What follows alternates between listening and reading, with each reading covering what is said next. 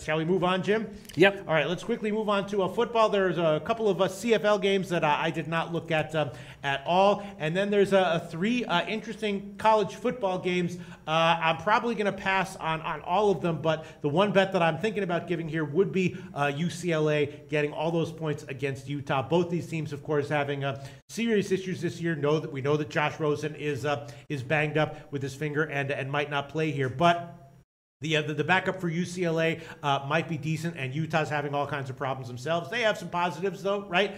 Carrington is a beast at receiver, and they did get back their starting quarterback recently, so it's understandable. But the road team tends to do well in this series. The road team's actually won each of the last 4 games outright, straight up. And UCLA getting 6.5 or now 7 at Heritage is just too many points, in my opinion. We know in the Pac-12, especially at this time of year, expect the unexpected all the time. Going back, 15, 20 years, you see like 23-point underdogs upsetting USC in Pac-12. All sorts of crazy stuff happens in the Pac-12. So anytime there's a big underdog that I'm liking at this point in the year, it's something that I'm tempted to take, and I would be leaning UCLA here for sure, getting 6.5 or 7.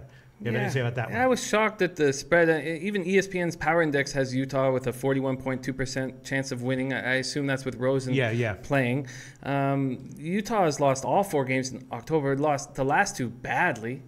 I was shocked that I know UCLA's defense is god-awful. But Rosen, both teams have problems, and there's some positives for Utah. Getting the quarterback back is great. But again, it's just too many points, I think, to be giving to UCLA in this spot. I agree.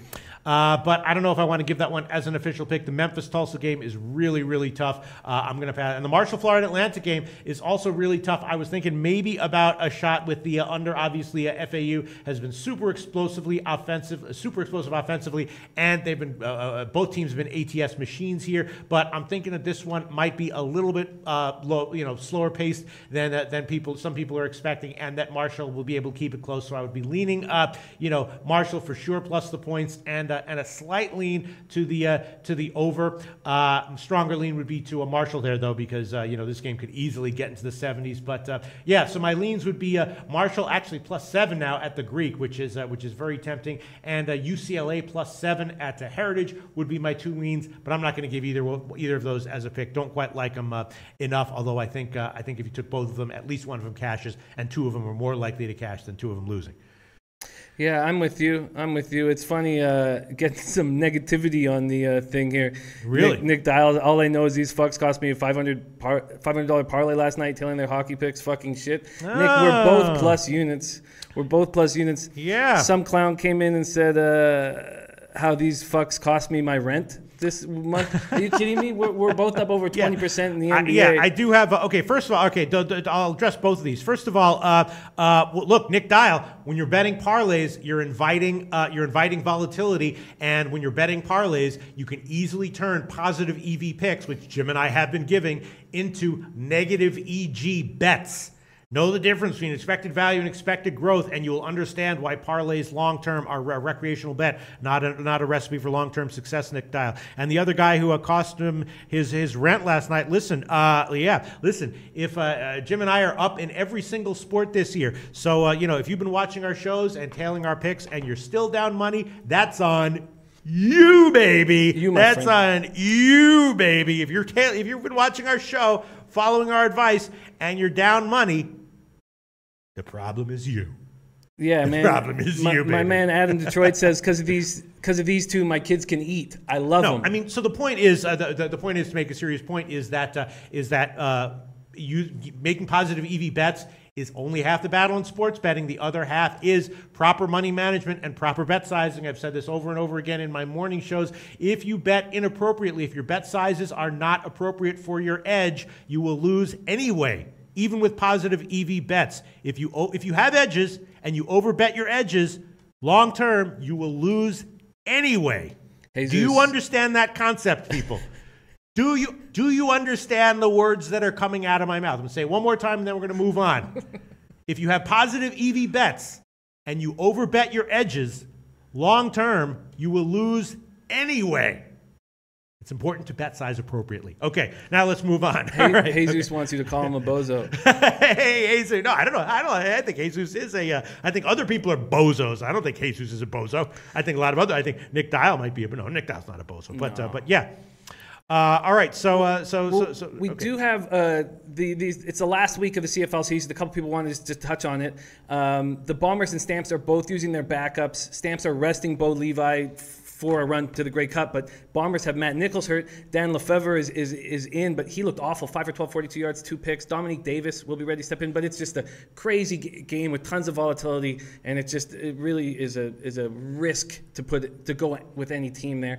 Although I do think the Tiger Cats have some value because they are trying to, when June Jones came in, they changed things. And Masoli just threw for 438 yards. So we don't cover our official picks in the CFL, but I will be making a play on the Tiger Cats in this game. Okay. And then I would like just to drop before we get out, I'd like to put my official NFL picks. Okay, let's hear it, Jim. Yeah, we are running over, but let's hear it, and then we'll get out of here. Okay, cool. Now, I have some uncomfort with some of these picks, but I'm just going to go ahead and just hammer them. We don't really have time to break them down. You don't have to give them out if you don't want to. No, I want to. Okay. LA Rams -3.5 over the New York Giants. Okay. Both teams are coming off a bye. I just think McVay is just doing such a better job than McAdoo. And I know it's tough for a West Coast team to come across and play at 1 p.m., but it's also tough for a coach to put together an offensive game plan with no receivers. Rams are 3-0 on the road and about to go 4-0 on the road. -3.5 plus 104 currently at Pinnacle. Beautiful.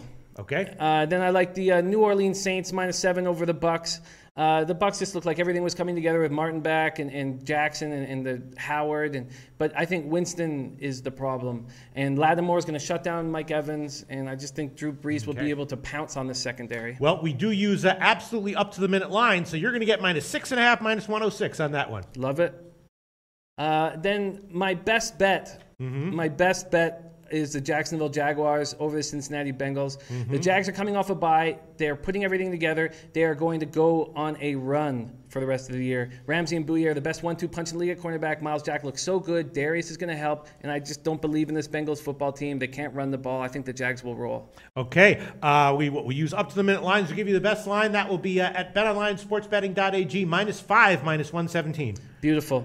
And finally, and I'm curious just to see if you could just give me a minute on this. I know we have to go, but do you think that this Oakland Raiders -3 is a danger spot for people? Because I like it, and I understand the public is totally behind it. Should I have some trepidation? I have a note to look into that one further later on. I have no opinion on that one right now. I've been watching tape on Kenyon Drake. I don't see how he's going to be able to take care of everything now that Ajayi's gone. And I love Kiko Alonso and Cameron Wake so much, but I just don't see how Cutler coming back is going to be enough. So I'm going to add the Raiders -3. -3 plus 100 at Pinnacle. All right, so Jim's adding Rams -3.5 plus 104. New Orleans -6.5 -106. Jags -5 -117. And Oakland -3 plus 100 to his official picks in the NFL this week.